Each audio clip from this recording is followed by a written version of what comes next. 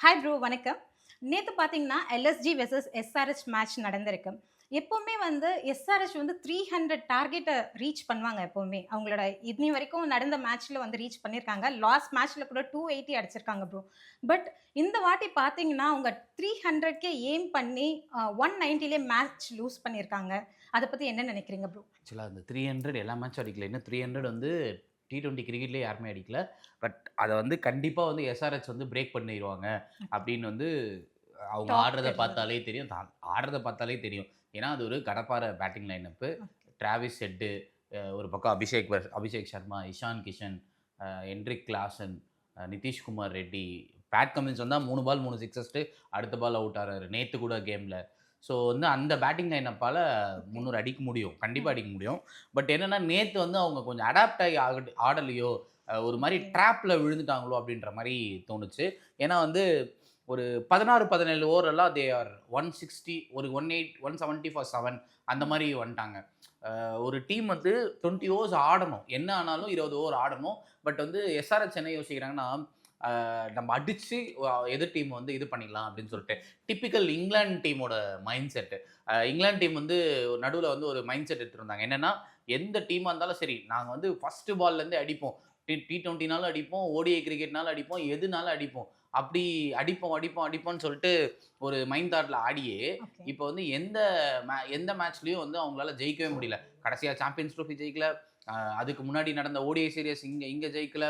T20 world கப்லயும் அவங்க பெருசா perform பண்ணல இங்கிலாந்து. ஓகே. அப்படி இருக்கும்போது, அதே தான் எஸ்ஆர்எச் பண்ற மாரி இருக்கு. ஏன்னா வந்து எஸ்ஆர்எச்சோட பேட்டிங் லைனப்ப பொறுத்தவரைக்கும், தே ஹேவ் குட் அதான் சொல்றேனே, தி பெஸ்ட் கடப்பார பேட்டிங் சைட்னா ஓகே. மும்பைக்கு அப்புறம் அவங்க தான். ஏன்னா, எஸ்ஆர்எச் எனி தான். Player who go in can hit a 6 from the ball. உள்ள போன முதல் பால்ல இருந்து அடிக்க முடியும். ஏன்னா, அவங்க ஓகே. எல்லாருக்குமே அவ்வளோ ஸ்ட்ரைக்கிங் எபிலிட்டி இருக்கு. ஆனா, அவங்க எங்க எங்க இது ஆகுறாங்க அப்டின்னா, போன வருஷம் அ ஐபிஎல் ஃபைனல்ல கூட அவங்க பண்ண பெரிய மிஸ்டேக் என்னன்னா, சென்னை மாரி ஒரு கிரவுண்ட்ல இவ்ளோ தான் அடிக்க முடியும். அதாவது ஒரு 160, 170 வில் பி பார். ஆனா, ஓகே. அவங்க வந்து இல்ல நான் வந்து ஒரு 250, 220 அடிக்க போறேன் ம். அப்படின்னு சொல்லி தான் போன தடவையும் வந்து தோத்தாங்க. ஓகே. அது இன்னும் அவங்க அந்த லெசன லேர்ன் பண்ணலையோ அப்படின்ற மாரி தோணுது. நீங்க எவ்வளோ பெரிய பேட்டிங் சைடானும் இருக்கலாம். நீங்க எவ்வளோ பெரிய அ லைக் லெஜெண்டரி பேட்டிங் சைடா கூட இருக்கலாம். பட் உங்களோட லிமிட்டேஷன்ஸ் உங்களுக்கு தெரியணும். இப்போ ஒரு 6 விக்கெட் போயிருச்சு அப்படின்னா, இப்போ நீங்க 6, 7 விக்கெட் போயிருச்சுன்னா, அதுக்கப்புறம் உங்களால வந்து ஒரு 30 ரன்ஸ்க்கு மேல எடுக்க முடியாது. ஓகே. லாஸ்ட் 3, 4 பேட்டர்ஸ் வச்சு உங்களால அதுக்கு மேல எடுக்க முடியாது. ஸோ அது மிகப்பெரிய ஸ்ட்ரகிள். எல்எஸ்ஜி வந்து நேத்து பின் பாயிண்ட்டா அவங்களோட பவுலிங் அட்டாக் வந்து பயங்கரமா யூஸ் பண்ணாங்க. ஷார்துல் தாக்கூர் அதாவது வந்து ஷார்துல் தாக்கூருக்கு இந்த ஐபிஎல் வந்து என்ன ஆச்சுன்னு தெரியல. அ ஆக்சுவலா யூ ஷுட் லேர்ன் இட் ஆக்சுவலா. அவர் வந்து ஒரு 3, 4 இயர்ஸ்க்கு முன்னாடி சென்னைக்கு வந்து ரொம்ப முக்கியமான ஒரு பவுலரா இருந்தாரு. அதுக்கப்புறம் அவரு பாத்வே ஆயி வேற வேற டீம்ஸ்ல ஆடுனாரு. டெல்லிக்கு ஆடுனாரு. அப்படியே இந்த ஐபிஎல் அவர செலக்டே பண்ணல. அவர வந்து ரிஜெக்ட் பண்ணி உட்கார வச்சிருந்தாங்க. இப்ப மயங்க் யாதவ்னு ஒரு பவுலர் இன்ஜூரி ஆகவே அவர கொண்டு வராங்க. ஓகே. வந்த முதல் மேட்ச்ல இருந்து ஃபர்ஸ்ட் பால் விக்கெட், 2வது பால் விக்கெட். ஃபர்ஸ்ட் மேட்ச்லயும் எடுத்தாரு. இந்த மேட்ச்லயும் first ball wicket, second ball wicket. So is here to prove something. அவரு வந்து உண்மையிலேயே நல்லா பவுலிங் பண்றாரு. இப்ப பர்பிள் கப் 2 மேட்ச் தான் ஒரு ஒரு டீமுக்கும் முடிஞ்சிருக்கு. ஆல்மோஸ்ட் 1 மேட்ச் 2 மேட்ச் தான் ஆடியிருக்காங்க. But okay. இனிஷியலா அவரோட இது வந்து நல்லா இருக்கு. எப்பயுமே வந்து ஷார்துல் தாக்கூர் வந்து டெப்த்ல வந்து எப்படியா வைட் ஆஃப்ல போட்டு எடுத்துருவாரு, நிறுத்திருவாரு. ஓகே. இல்ல வந்து ஸ்லோ பால் போட்டுருவாரு. இல்ல நக்கிள் பால் போடுவாரு. ம். நக்கிள் பால் சூப்பரா போடக்கூடிய இந்தியன் பவுலர்ஸ்ல அவர் ஒருத்தர். ஓகே. அதெல்லாம் பண்ணிடலாம். பட் இனி ஸ்டார்ட்டிங்ல ஒரு விக்கெட் எடுக்கிறது என்னன்னா, அவங்களோட ஸ்பின்னர்ஸ்க்கு வந்து பயங்கரமா ஹெல்ப் பண்ணுது. அதுதான் நேத்தும் நடந்திருக்கு. ஓகே. பயங்கரமா வந்து எல்எஸ்ஜிக்கு அது ஹெல்ப் பண்ணியிருக்கு. நேத்து 190க்கு அவங்க வந்து டிஃபெண்ட் ஆனதுக்கு மிகப்பெரிய காரணம் ஷார்துல் தாகூர். ஷாருல் தாக்கூர் தான். ஷார்துல் தாகூர் பார்த்தீங்கன்னா, பிகினிங்ல எடுக்கலன்னு சொல்றீங்க. பட் அவரு தான் ஆக்ஷன்லயே வந்து அந்த ஸ்குவாட்ல ஃபர்ஸ்ட்டா எடுத்த மாரி பெர்ஃபார்ம் பண்ணியிருக்காங்க ப்ரோ. ஆமா. ஷார்துல் தாக்கூர் அதான் நான் சொன்ன மாரி ஷார்துல் தாக்கூர் வந்து அ அவர எடுக்கல அப்டின்ற ஒரு ஸ்குவாடு இது வந்து அவருக்கு எல்லாருக்குமே இருக்கும்ல. நான் டீம்ல நீ எடுக்கல. நான் வந்து உனக்கு நான் யாருன்னு பெர்ஃபார்ம் பண்ணி காமிக்கிறேன் அப்டின்னு சொல்லிட்டு.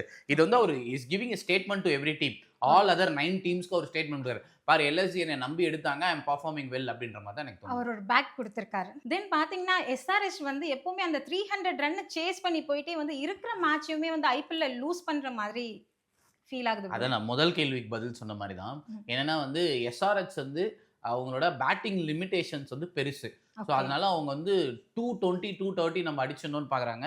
இன்னொன்னு வந்து ஹைதராபாத் விக்கெட் வந்து எக்ஸ்ட்ரீம்லி ஃப்ளாட். நீங்க வந்து ஓகே. 230 240 அடிச்சாலும் அந்த பிட்ச்ல நேத்து 16.5 ஓவர்ஸ்ல 190 சேஸ் பண்ண முடியுதுன்னா இன்னும் ஒரு 3 ஓவர்ல இன்னொரு 40 ரன் 50 ரன் அடிச்சிருக்க முடியும் எல்எஸ்ஜியாலே இவங்க அடிச்சிருந்தா கூட. ஸோ வந்து அந்த பிட்ச்ல வந்து அது வந்து ஒரு ஒரு என்ன சொல்றது ஒரு கட்டாந்தரையில பால் எப்படி அதாவது சொல்லுவாங்க எப்படி வந்தாலும் நின்னு பார்த்து அடிக்கலாம்னு சொல்லிட்டு. ஸோ அப்படிதான் இருக்கு ஹைதராபாத் பிட்ச். இன்னொன்னு வந்து எஸ்ஆர்ஹெச்க்கு வந்து மிகப்பெரிய லூஸா நான் எது பார்க்குறேன் அப்படின்னா வந்து புவனேஸ்வர் குமாரோட ஆப்ஷன்ஸ். ஓகே. அவருக்கு அவங்க வந்து ஒரு ஸ்டார்வர்ட் அவர் அந்த டீமுக்கு வந்து இஸ் அ ஸ்டார்வர்ட். அவர் இல்லாம முகமது சமி இப்பதான் வந்து அங்க வந்து செட் ஆகுறாரு. ஓகே. அவங்க இம்பாக்ட் சப்பா ஜாம்பாவை எடுத்துட்டு வராங்க. பட் சிமர்ஜித் அண்ட் ஹர்ஷல் பட்டேல் அந்த போலிங் லைனப்பை வச்சு இவங்க 220 230 அடிச்சாலுமே ஓகே. எனக்கு தெரிஞ்சு டிஃபெண்ட் பண்ண மாட்டாங்களோ தோணுது. ஏன்னா அவங்களோட 5வது போலரா வந்து அவங்க ஃபர்ஸ்டே போட ஆரம்பிக்கிறது அபிஷேக் சர்மா. நேத்து கூட பாத்தீங்கன்னா நிக்கோலஸ் பூரன் வந்து அப்ப கமெண்ட்ரியில சொல்லிட்டே இருக்காங்க. நிக்கோலஸ் பூரன் இதுவரைக்கும் வந்து 8 பால் ஃபேஸ் பண்ணியிருக்காரு. அதுல 5 பால் 6 அடிச்சிருக்காரு அபிஷேக் சர்மா ஒண்ணு. பேசி முடிச்சு அடுத்த பால் போடுறாங்க. அடுத்த பால் ஒரு 6 அதுக்கு அடுத்த பால் ஒரு 6. ஸோ உங்களுக்கு என்னன்னா லெஃப்ட் ஹேண்டர்ஸ் இறக்கிட்டாங்க அப்படின்னா அபிஷேக் சர்மா பால்ல ஈஸியா 6 அடிச்சிடுறாங்க. ஸோ அவங்க எங்கேயோ வந்து அவங்களோட போலிங் லைனப்ப வந்து இன்னும் கான்சென்ட்ரேட் பண்ணலன்னு தோணுது. Okay bro. எல்எஸ்ஜி பேட்டிங்ல பூரன் வந்து பயங்கரமா வந்து பிட்ச் பெடல் எடுத்திருக்காங்களே சொல்லலாம். அவங்களோட பேட்டிங் அத பத்தி இன்னும் actually speaking he is the best T20 batsman. எப்படி வந்து எல்லாருமே என்ன சொல்றாங்கன்னா ஹென்ரிக் கிளாசன் தான் வந்து நம்பர் 1ல இருக்காரு. No other call is a best T20 batter. But அவரோட ஃபார்ம் கூட டிப் ஆயிருக்கு. நிக்கோலஸ் பூரன் வந்து எல்எஸ்ஜி வந்து நல்லா நமக்கு ஞாபகம் இருக்கும். ஒரு 5 பேரை ரீடைன் பண்ணாங்க. அந்த 5 பேர்ல ஹையஸ்ட் பெய்டு அதாவது கேஎல் ராகுல வந்து அவங்க லைக் இது பண்ணிட்டு வேண்டான்னு இது பண்ணிட்டு ரீடைன் பண்ணாம பூரனுக்கு வந்து ஒரு பெரிய அமௌண்ட் கொடுத்து ரீடைன் பண்ணாங்க. எல்லாருமே வந்து தேர் ஹைப்ரோஸ் என்ன நிக்கோலஸ் பூரன் இது பண்றாங்க அவர் என்ன பெர்ஃபார்ம் பண்ணிருக்காரு is performing like a king in T20s. அவர் அப்படி ஆடிட்டு இருக்காரு T20sல. அதை எல்எஸ்சி வேல்யூ பண்ணாங்க. நேத்து கூட பாத்தீங்கன்னா he was 14 balls 45. அடுத்து ஒரு 2 3 பால் அப்படியே ஸ்லோ ஆயிட்டாரு. அதனால he would have been 15 balls 50. இன்னொன்னு ஒரு 35 பால்ஸ்ல ஒரு 70 அடிச்சிட்டா உங்களுக்கு அதோட மொமெண்டமே இதுவாயிரும். 190 சேஸ் பண்றாங்க. 10 ஓவர்ஸ்ல வந்து 120 எல்எஸ்ஜி. உங்களுக்கு பாதி மேட்ச் அங்கேயே முடிஞ்சிச்சு. அடுத்த 10 ஓவர்ல வந்து T20 ஸ்டாண்டர்ட்ஸ்க்கு இல்ல எந்த ஸ்டாண்டர்ட்ஸ்ல வேணாலும் ஒரு ஸ்லோவஸ்ட் பிட்ச் பால் விழுந்து விழுந்து திரும்ப சாம்பியன்ஸ் ட்ரோஃபில திரும்பின மாதிரி திரும்புற பிட்ச்ல கூட சிங்கிள் ஆடி அந்த ஸ்கோர் அடிச்சிட முடியும். அப்படி இருக்கும்போது நிக்கோலஸ் பூரனோட அந்த எஃபெக்ட் வந்து அந்த டீமையே வந்து பேலன்ஸ் பண்ணிது. ஃபர்ஸ்ட் மேட்ச்லயும் அவர் முதல் பால்ல இருந்து அடிக்க ஆரம்பிக்கிறார். ஐ திங்க் எக்ஸ்ட்ரானரி பிக்கு. இன்னொன்னு நம்ம நேத்து மேட்ச்ல பேசும்போது சொல்லியிருந்தோம் ஜாஸ் பட்லர் வந்து ஒன் டவுன் ஆட வைக்கக்கூடாது ஓடி அவர் வந்து ஓப்பனிங் ஆட வைக்கணும்னு சொல்லிட்டு. ஆனால் இதில் வந்து நிக்கோலஸ் பூரனை வந்து அவங்க சூப்பராக யூஸ் பண்ணுறாங்க. அந்த ஒன் டவுன் அப்படின்ற இது எனக்கு தெரிஞ்சு அவங்க ஏடன் மார்க்ரமா இன்னொரு 2 3 மேட்ச் பார்ப்பாங்க. அதுக்கப்புறம் தே வில் டேக் அ கால் அப்படின்ற மாதிரி தோணுது. பட் அவங்க Nicholas Pooran they will stick on one down. Is in phenomenal form. அதுக்கப்புறம் அவங்க டாப் 3 இருக்கு. அதாவது வந்து மிச்சல் மார்ஷ், ஏடன் மார்க்ரம் இவரு அவங்களுக்கு இப்போ ஒரு பெரிய மைனஸும் இருக்கு. அதே சமயம் என்னன்னா இந்த டாப் 3ல எனக்கு தெரிஞ்சு ஃபர்ஸ்ட் 2 மேட்ச்ல இவங்க 2 பேருமே பெர்ஃபார்ம் பண்ணிட்டாங்க. மிச்சல் மார்ஷ் பெர்ஃபார்ம் பண்ணிட்டாரு, இவரும் பெர்ஃபார்ம் பண்ணிட்டாரு. மிடில்ல மட்டும் கொஞ்சம் சொதப்பன மிடில்ல மாதிரி வந்து தெரியுது. they have huge problems.